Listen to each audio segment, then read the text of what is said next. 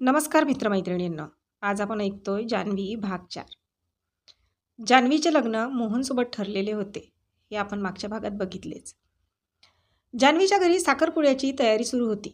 3-4 दिवसच राहिले होते. तिचं 7 ते 12 कॉलेज असायचं आणि घरी आल्यावर ढीगभर खावं. थकून जायची बिचारी. जान्हवी, उद्यापासून कॉलेजला सुट्ट्या घे, घरी बरीच कामं आहेत आणि पाहुणे पण यायला सुरू होतील उद्यापासून.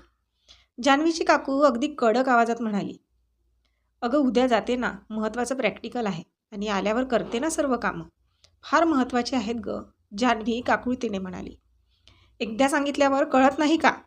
मला उगीच बडबड करायला लावूच नकोस. काकूच्या तोंडाचा पट्टा सुरू झाला. नाईलाजाने जान्हवीला घरीच राहावं लागलं. घरातील कामाचा सर्व लोड तिच्यावरच होता. हळूहळू सर्व पाहुणे मंडळी जमा झाली. माधुरी कॉलेजमधून आल्यावर तिला मदत करायला यायची. जान्हवीला ना अभ्यास करायला वेळ मिळायचा ना स्वतःची तयारी करायचा. बिचारी दिवसभर कामात झुंपून असायची. साखरपुड्याचा दिवस उजाडला. आता जरा जान्हवीला घरकामातून सुट्टी मिळाली. दुपारी सासरची मंडळी पोहोचली. जान्हवीसुद्धा तयार झाली होती. तिने आकाशी रंगाची पैठणी घातलेली. माधुरीने तिचा छानसा मेकअप करून दिला होता. अतिशय देखणी दिसत होती ती. तिची आई असती तर तिने तिची दृष्टच काढली असती. पण काय करणार, तिचे नशीबच खराब. दुपारी साखरपुडा पार पडला. दोघांनी एकमेकांना अंगठ्या घातल्या. सासरच्या मंडळींना तर जान्हवी फार आवडली होती. सर्वजण कौतुक करत होते तिचे. मोहन, जान्हवीचा होणारा नवरा, त्याची तर नजरच हटत नव्हती तिच्यावरून. पाहुण्यांची जेवणं सर्व मानपान झाल्यावर संध्याकाळी सगळेजण परत गेले. बाकी घरातील पाहुणेसुद्धा 2 दिवसात निघून गेले. आता सगळी कामं पुन्हा तिच्यावरच येऊन पडली. अस्ताव्यस्त झालेलं घर तिलाच व्यवस्थित करावं लागणार होतं. 8 दिवस सुट्टी घेतल्यानंतर जान्हवीने आता कॉलेजला जाणे सुरू केले. मागे राहिलेला अभ्यास ती जास्त लक्ष देऊन भरून काढू लागली. अशीच एक दिवस रात्रीचा स्वयंपाक करून जान्हवी नुकतीच वरांड्यात बसली होती. तिच्या काकूने तिच्याकडे स्वतःचा फोन आणून दिला. जान्हवी, तुझ्यासाठी फोन आलाय बघ. काकू अगदी प्रेमाने म्हणाली. कुणाचा ग? तिच्यासाठी कधीच कुणाचा फोन येत नसे. त्यामुळे जान्हवीला जरा आश्चर्यच वाटले. जावई बापूंचा आहे. अगं, घे ना लवकर, काकू वैतागल्यासारखी करत म्हणाली. जान्हवीने आश्चर्याने काकूकडे बघत फोन हातात घेतला. तिला काय बोलायचे सुचत नव्हते. जान्हवीकडे फोन नव्हता. त्यामुळे मोहनने काकूच्या मोबाईलवर फोन केला होता. हॅलो, जान्हवीने भीतच म्हटले. हॅलो जान्हवी, मी मोहन बोलतोय. जान्हवी गप्पच बसली. समोर काय बोलावे तिला काही सुचतच नव्हते. कशी आहेस? मोहनने पुन्हा विचारले.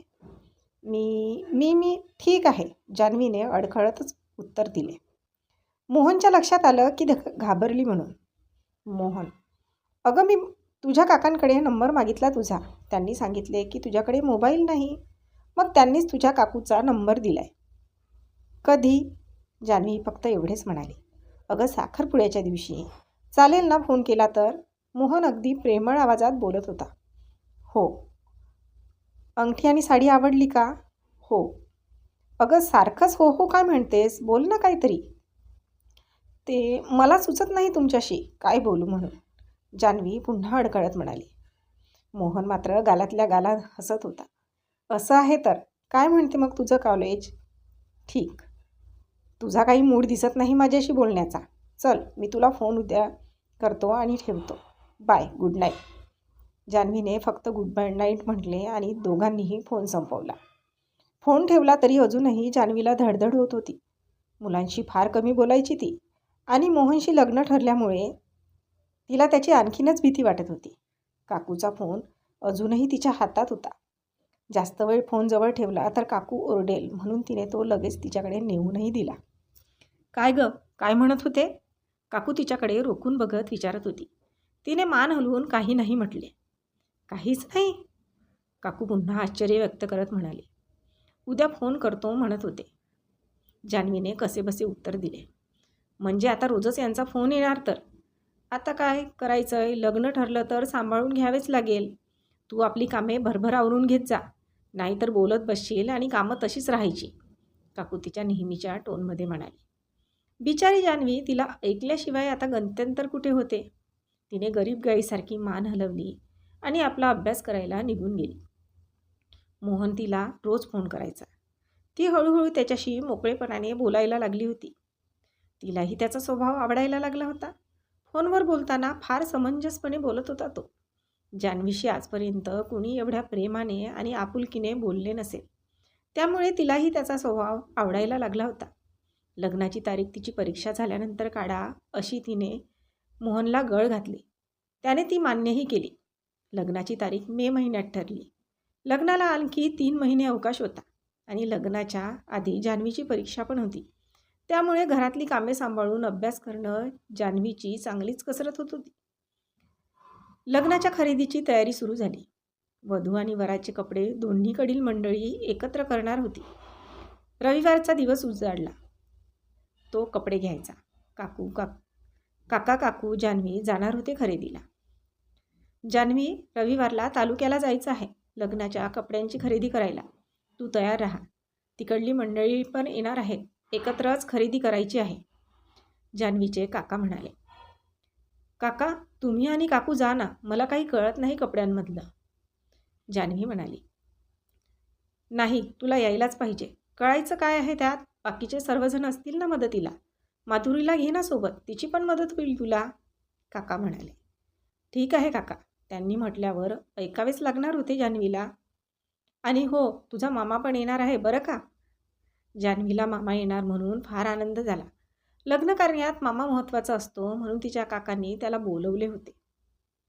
रविवारला सकाळी 10 वाजताचं सर्वजण निघण्यासाठी तयार झाले. तालुक्याला जाऊन घ्यायचे होते कपडे. माधुरीसोबत असल्यामुळे जान्हवीला जरा बरे वाटत होते. नाहीतर भीती तर सारखीच वाटायला लागली होती. 11 वाजेपर्यंत सर्वजण तालुक्याला ठरलेल्या ठिकाणी पोहोचले. मोहन, त्याचे आईबाबा आणि मोहनची बहीण आणि भाऊजी एवढी मंडळी आली होती. काही वेळाने जान्हवीचे मामासुद्धा आले. मोहन सर्वांची नजर चुकून तिच्याकडे बघत होता. पण जान्हवी नजरानजर झाली की खाली बघायची. साखरपुड्यानंतर त्यांची ही पहिलीच भेट. नणंदबाई रागिनी शालू पसंत करत होत्या. जान्हवी, माधुरी आणि रागिनी या तिघींनी मिळून शालू, रिसेप्शनसाठी घागरा आणि 2 साड्या पसंत केल्या. मोहनने पण शेरवानी आणि कोट खरेदी केला. कपड्यांची खरेदी संपायला 4 वाजले. मामाने पण जान्हवीला हळदीची एक पैठणी आणि 2 साध्या अशा 2 साड्या घ्यायला लावल्या. काय ग माधुरी, साड्या आवडल्या की नाही तुमच्या मैत्रिणीला? मोहन जान्हवीकडे तिरप्या नजरेने बघत म्हणाला. हो, आवडल्या ना जिजू. काय ग जानू? माधुरी म्हणाली. हो, जान्हवी मोहनकडे बघून म्हणाली. मोहन, आणखी काही पाहिजे असेल तर घे ना. मोहन म्हणाला. नाही, नको. भरपूर खरेदी झाली. मोहनला तिच्या वागण्याचं आश्चर्यच वाटलं. लग्न ठरलं की मुलींच्या नवऱ्याकडून किती अपेक्षा असतात. जान्हवीची मात्र काहीच अपेक्षा नव्हती. साधा फोनसुद्धा तिने घेऊन मागितलेला नव्हता. मोहनला तिच्या या स्वभावाचं खरंच कौतुक वाटायला लागलं होतं. अगदी पाहिजे तशी बायको मिळाली होती त्याला. स्वतःला फार नशीबवान समजत होता तो. अगं जा ना त्यांच्यासोबत दुकानात. तेवढाच तुम्हाला बोलायला सुद्धा वेळ मिळेल. माधुरी तिच्या कानात पुटपुटत म्हणाली. नको ग, मला काहीच नको. कशाला त्यांनाही त्रास द्यायचा. माझी काकू तर ओरडेलच आणि त्यांच्या आई ओरडल्या म्हणजे. जान्हवी पुन्हा भीतच म्हणाली. काही म्हणालात का तुम्ही दोघी? मोहन जान्हवीकडे रोखून बघत विचारत होता. काहीच नाही. तिने नकारार्थी मान हलवली. बरं, तुला घरी गेल्यावर काही आठवलं तर सांग मला, मी पाठवीन. मोहन तिच्याकडे बघून स्माईल करत म्हणाला. त्याची ती स्माईल बघून तिचा चेहरा लाल झाला. लाजून की भीतीने कुणास ठाऊक.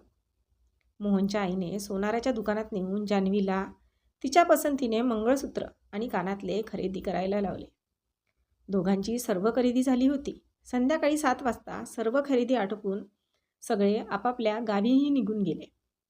मोहन तर अतिशय आनंदात होता आणि त्यात त्याचा आजचा दिवस त्याचा फार स्पेशल गेलेला. त्याच्याशी नजरानजर झाली की जान्हवीचं नजर झुकवून घेणं मोहनला जाम आवडलं होतं. तिची ती लाजून झुकलेली नजर बघून त्याचे हार्टबीट स्किप होत होते. तिचा चेहरा पुन्हा पुन्हा डोळ्यासमोर येत होता. कधी एकदा लग्न होते आणि ती आपल्या घरात येते याचीच तो वाट बघत होता. त्याला आता तिच्याशिवाय राहणे जवळजवळ अशक्यच वाटत होते. तर आजचा भाग इथपर्यंतच. भेटूया पुढच्या भागात लवकरच. तोपर्यंत आमच्या या भागाला लाईक आणि कॉमेंट्स करायला विसरू नका. आणि अजूनपर्यंत आमच्या चॅनलला सबस्क्राईब केले नसेल तर लगेच सबस्क्राईब करा. धन्यवाद.